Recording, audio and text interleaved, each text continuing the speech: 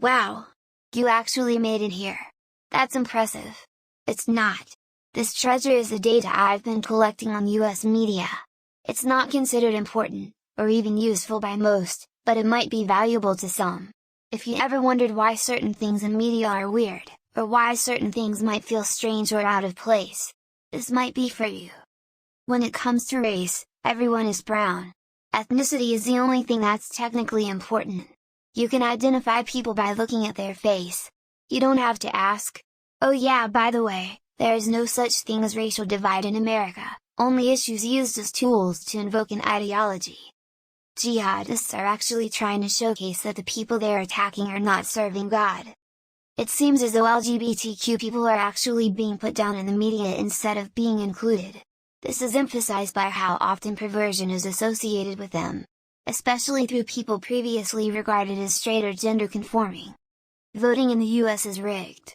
Not in the way you might think, but by people willingly or unwillingly moving to other places and changing estates, or counties, demographics.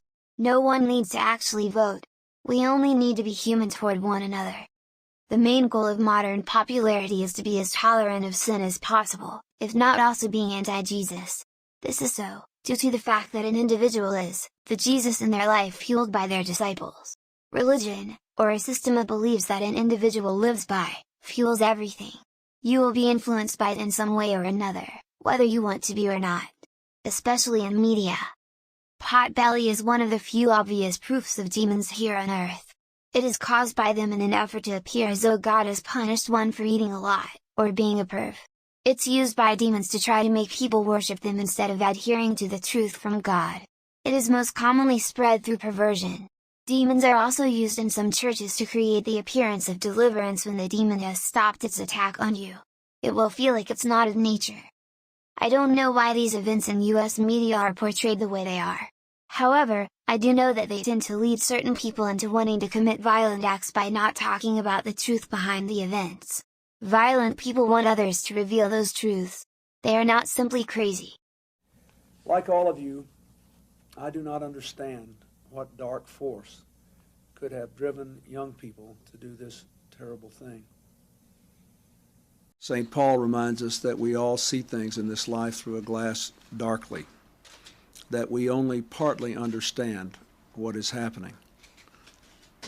We do know that we must do more to reach out to our children and teach them to express their anger and to resolve their conflicts with words, not weapons. Answer hate with love, answer cruelty with kindness.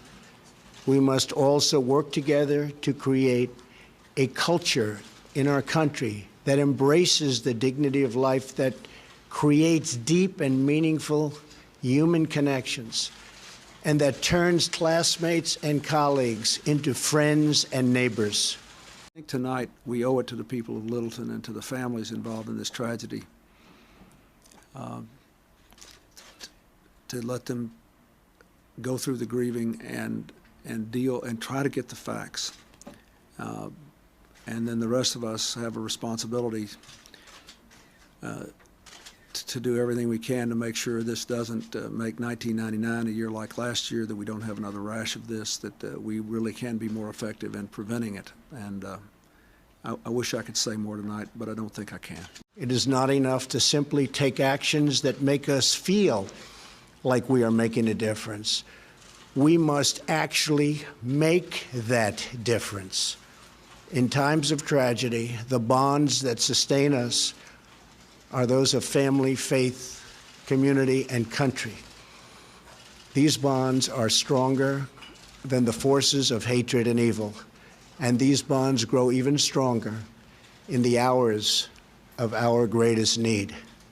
Patricia Holloway would not mind if I said that amidst all the turmoil and grief that she and others are experiencing, she said to me just a moment ago that perhaps now America would wake up to the dimensions of this challenge if it could happen in a place like Littleton, and we could prevent anything like this from happening again.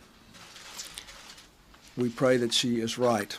And let us come together as one nation to wipe away the tears and strive for a much better tomorrow. Well, I think, there are a lot of kids out there who have access to weapons, and apparently more than guns here,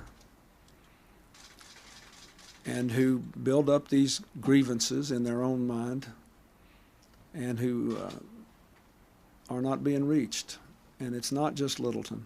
We know that now. We've had lots and lots and lots of places.